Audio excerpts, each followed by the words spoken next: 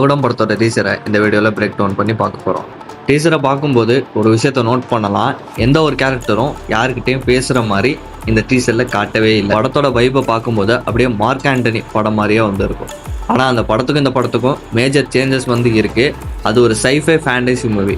ஆனால் இந்த படம் அந்த மாதிரி டோனில் வந்து இருக்காது. கடலில் கப்பலை பேஸ் பண்ணி இந்த கதையை எடுத்து வச்சுருக்காங்க. அந்த ஒரு கப்பலை மொத்தமாக ஆள்றது வந்து விஷால் அவர்களோட அந்த வயசான லுக் கேரக்டராக வந்து இருக்கும். அந்த கேரக்டருக்கு பாஸ்டில் ஒரு ஸ்டோரி வந்து இருக்குது. அந்த இடத்துல கண்டிப்பாக ஒரு நல்லவனாக தான் இருந்திருப்பார். ஏதோ ஒரு காரணத்தினால இப்போ அந்த வயசாக இருக்கிற விஷால் அவர்கள் வந்து கெட்டவனாக மாறி இருந்திருக்கணும்.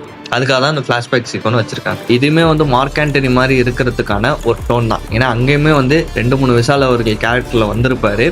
அதே மாதிரி இந்த படத்துலையும் கண்டினியூ பண்ண விதம் மட்டும் இல்லாமல் அந்த படத்துக்கும் ஜிபிபி தான் மியூசிக் பண்ணார். இதை தாண்டி இன்னுமே சிமிலாரிட்டிஸ் வந்து இருக்குது. மார்க் ஆண்டனியில் ஃபீமேல் ரோல்ஸை வந்து பயங்கரமாக வந்து காமிச்சிருப்பாங்க. ஃபைட் சீன்ஸ்லாம் யூஸ் பண்ணியிருப்பாங்க. இந்த டீசர்லையுமே உமன்ஸ்க்குலாம் வந்து ஃபைட் சீன் வச்சிருக்கிறது கொஞ்சம் யூனிக்காக வந்து இருந்துச்சு. மோஸ்ட்லி எங்கே இருக்கிற விஷால் ஒரு கேரக்டர் வந்து ப்ரெசனில் வந்து இருக்கணும். இவரோட அப்பாவாக தான் அந்த வயசான கேரக்டர் விஷால் அவர்கள் வரணும். அவருக்கு தான் நான் முன்னாடியே சொன்ன மாதிரி ஃப்ளாஷ்பேக்கும் வந்து இருக்குது. அந்த இடத்துல நல்லவனாக இருந்திருக்காரு, ப்ரெசனில் கெட்டவனாக மாறி இருக்காரு. ஏன் இதனால கெட்டவனாக மாறி இருக்காரு அப்படிங்கிறத விஷால் ப்ரெசனில் இருக்கார்ல அவரோட பையனா, அவர் தான் தேடி கண்டுபிடிக்கிற மாதிரி வந்து இருக்கணும். அப்படி பார்த்தானே இந்த படத்தோட நல்லவனாகவும் விஷாலே நடிச்சிருக்காரு, கெட்டவனாகவும் விஷாலாவே நடிச்சிருக்காரு. இது மார்க் ஆண்டனி படத்தை கம்பேர் பண்ணி பார்க்கல அந்த படத்தில் எஜே சூர்யா அவர்கள் மொத்தமாக வில்லன் ரோலாக நடிச்சிருப்பாரு.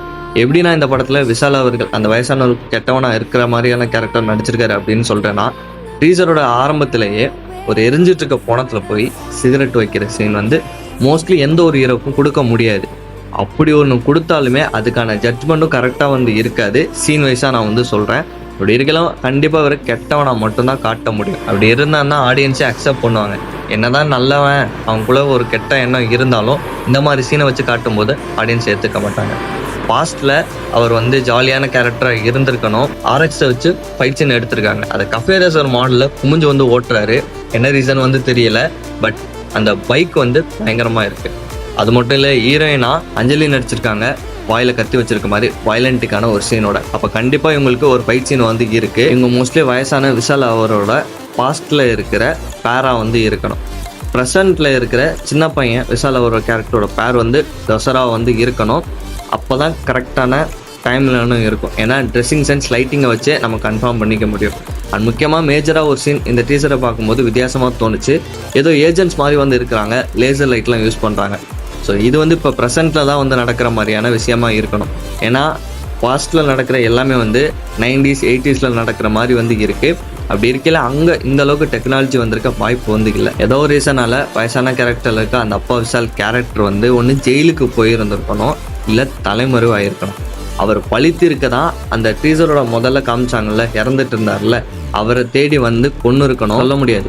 இவருக்கு இதுக்கு அடுத்தும் நிறையா வில்லன்ஸ் வந்து இருந்திருக்கலாம். அவனுங்களை ஒருத்தனை தேடி போய் சண்டை போடுற மாதிரியான கேரக்டராக கூட இந்த வயசான விஷால் அவர்களோட கேரக்டர் இருந்திருக்கலாம். பட் இவரோட பாஸ்டில் இவர் க்ளோஸ் ஃப்ரெண்ட் ஒருத்தவர் வந்து இருக்கிறாரு. அவர் வந்து ப்ரெசண்ட்டில் எந்த ஒரு சீன்லையும் இருக்கிற மாதிரி காட்டல. இப்போ பாஸ்டில் அவர் கண்டிப்பாக இழந்துட்டார் போல். ஆனால் இவரோட ஃபேமிலியில் வந்த விஷால் அவர்களுக்கு வந்து இவரோட அப்பாங்கிற விஷயம் தெரிய வரும்போது இவரை மக்கள் எல்லாம் பயங்கரமாக அக்செப்ட் பண்ணிக்கிறாங்க. ஏதோ ஒரு பெரிய மனுஷன் மாதிரி அந்த இடத்துல ஏற்றுக்கிற மாதிரியான சீனாக வந்து இருக்குது. சொல்ல முடியாத ஆப்போசிட்டாக வீடை வந்து முற்றைய வைக்கிற மாதிரி கூட இருக்கலாம். விஷால் அவர்கள் தான் இந்த படத்தை டைரக்ட் பண்ண போகிறாங்கிறப்போ அப்போ துப்பறிவாளன்ட்டு என்னாச்சுன்னு வந்து கேட்டிங்கன்னா மோஸ்ட்லி படம் ரிலீஸ் ஆகிறதுக்கு டவுட்டு தான். இந்த டீசரை பார்க்கும்போது நிறைய இடத்துல சிஜியை வந்து பிசுறு தட்டுற மாதிரி வந்து இருக்குது. ஆனால் ஒரு சில இடத்துலலாம் விஷால் அவர்களுக்கு வந்து அந்த வயசான கேரக்டர் சண்டை சீன் வச்சுருக்கதா இருக்கட்டும். டீசரோட ஆரம்பத்திலே எனக்கு தெரிஞ்சு அந்த பணத்தில் அந்த சிகரெட் பிடிக்கிற சீனே ரொம்ப கேவலமான சிஜிஐ தான் வந்து இருந்துச்சு. இனிமேல் அவங்க பெட்டர் வந்து பண்ணியிருந்துருக்கலாம். டார்க் டோனை ஆட் பண்ணி கூட கொஞ்சம் மேனேஜ் பண்ணியிருந்துருக்கலாம். அவங்க எதுவுமே பண்ணாமல் இருக்கிறது இருக்கட்டும்ங்கிற மாதிரி கன்வியூ பண்ணி போயிருக்காங்க. அது எனக்கு தெரிஞ்சு மோஸ்ட்லி இந்த படத்தை ஏ கேட்டகரியில் கொண்டு போய் சேர்க்க கூட வாய்ப்பு இருக்குது. ஏன்னா இந்த மாதிரி சீன்ஸ்லாம் வச்சுருந்தாங்க, பிளட் தெறிக்க வேறு இருக்குது. அப்படிங்கிற போது ஏ சென்சர்ஷிப்பில் தான் படம் ரிலீஸ் ஆகும். வில்லன் வந்து விஷால் அவர்களே நடிச்சிருந்தாலும் அவருக்கு மேலே ஒரு வில்லன் எதிர்பார்த்தோம் அப்படின்னா டீசரில் சும்மா சின்ன சின்ன வில்லன்களை காட்டுற மாதிரி வந்து இருக்குது. கன் சீன்ஸ் இந்த டீசரில் நிறைய இடத்துல முக்கியமாக யூஸ் பண்ணுறாங்க. அப்படி பார்க்கும்போது அந்த கப்பலில் இருந்து ஏற்றுமதி பண்ணுறது கன்னாக வந்து இருந்திருக்கணும். இல்லை வெளிநாட்டில் இருந்து தமிழ்நாட்டுக்கு இறக்குமதி பண்ணி விற்கிற மாதிரியான விஷால் அந்த வயசான அவரோட கேரக்டர் கூட இருக்கலாம். விஷயம் எல்லாமே வந்து அவரோட பையன் பிரசன்ல இருக்கிறவருக்கு மோஸ்ட்லி வந்து தெரிஞ்சிருக்காது. டீசரில் பார்க்கும்போதே அந்த கேரக்டர் வந்து ரொம்ப நல்ல கேரக்டர் மாதிரி ரைட் பண்ணியிருக்காங்க. அண்ட் அந்த வயசான விஷால் அவர்கள் அந்த அப்பாவோட கேரக்டர் வந்து அவரோட ஃப்ரெண்டும் 2 பேரும் சேர்ந்து மோஸ்ட்லி நிறைய கொலைகள்லாம் பண்ணியிருந்திருப்பாங்க போல். அப்போயே வந்து அவங்க சைக்கோபாத்தோட கேரக்டர் மாதிரி இருக்குது. ஆனால் ஒரு சின்ன பையனை ரீசனில் விஷால் அவர்கள் வந்து கூட்டிகிட்டு ஓடுறாரு. எதனால் கூட்டிகிட்டு ஓடுறாரு? அஞ்சலி யாரு கூட சண்டை போட நிற்கிறாங்க. அண்ட் தசரா வந்து இப்போ ப்ரெசன்ட்ல இருக்கிற விஷால் அவர்கள் கூட சேருவாங்களா இப்படிங்கிற மாதிரியான கொஸ்டின்ஸு எழுது. சொல்ல முடியாது. இந்த ஸ்டோரியை இவங்க டோட்டலாக சேஞ்ச் பண்ணி ஜிபிஓ மாதிரி கூட எடுத்துக்கலாம். அதாவது விஷால் அவர்கள் நடித்த நிறைய ஃபேமஸான படத்தில் இருக்கிற சீன்ஸ் எல்லாம் ஒன்று ஒன்றா விட்டு எடுத்து ரெஃபரன்ஸ் வைக்கிறேன், டைலாக் வைக்கிறேன்னு சொல்லி இந்த படத்தை எடுக்க கூட வாய்ப்பு இருக்குது. ஏன்னா அந்த மாதிரி ட்ரெண்ட் தான் இப்போ போயிட்டு வந்து இருக்குது. அப்படி எடுத்தாங்க அப்படின்னா நான் இதை பற்றி டீட்டெயிலாக ஒரு வீடியோ வந்து கிளியர் கட்டாக போட்டிருக்கேன். மேலே ஐ பட்டனில் கொடுக்குறேன். தமிழ் சினிமா என்ன நிலைமைக்கு போகணும்னு வந்து சொல்லிட்டு விஷால் ஒரு கேரக்டர்லாம் வந்து லிட்டரலி மார்க் ஆண்டனி மாதிரியே இருக்குது. அந்த யூனிவர்ஸோட இது கனெக்ட் ஆகுமான்னு வந்து கேட்டிங்கன்னா வாய்ப்பே வந்து இல்லை. அது தனி ஸ்டாண்டலோன் மூவி. அதுக்கும் இதுக்கும் சம்மந்தமே வந்து இல்லை. லிட்டரலி எந்த ஒரு வகையில வந்து கனெக்ட் வந்து பண்ண மாட்டாங்க. பட் மார்க் ஆண்டனியில் இருக்கிற அந்த ஒரு கேரக்டருக்கு விஷால் அவர்கள் வந்து கொஞ்சம் வித்தியாசமான டப் வந்து பண்ணியிருப்பாரு. அதே ரிசம்பிள்ஸ் மாதிரி இங்கே பண்ணி டப் வந்து பண்ணியிருக்காங்க இந்த வயசான விஷால் அவர் கேரக்டருக்கு.